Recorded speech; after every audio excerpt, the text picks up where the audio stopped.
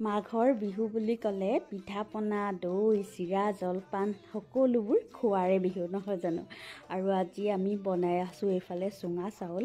আপোনালোকে বাৰু চুঙা চাউল খায়নে? এইফালে দেখিছে বৰা চাউলে বনোৱা এই চুঙা চাউল। এই বাঁহটো যে দেখিছে, এই বাঁহটো আকৌ বৰ ধুনীয়া। মানে ইয়াৰ তলত যিটো বগা চামনি থাকে বাঁহৰ, এই চামনিটো চাউলত এনেকৈ লাগি আহে। দেখিছেনে কিমান ধুনীয়াকৈ এৰাই আহিছে। ইয়াতে ক'লা বৰা মিক্স আছে।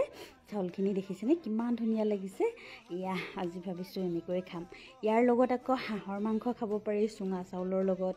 আকৌ আপোনালোকে যদি ইচ্ছা কৰে তেতিয়াহ'লে দৈ গাখীৰ গুড় এনেকৈও খাব পাৰি।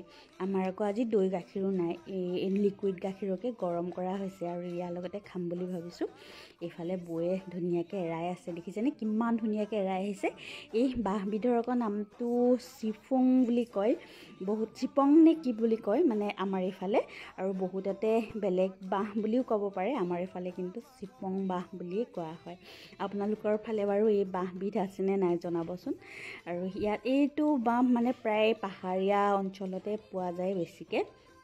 দেখিছে কিমান ধুনীয়াকৈ এৰাই আহিছে। এতিয়া আমাৰ খাবলৈ ৰেডি কৰা হৈ গ'ল। এইফালে দেখিছে বাতিত ধুনীয়াকৈ লৈ লোৱা হৈছে। এইফালে গাখীৰ এনেকৈ দি দিয়া হৈছে।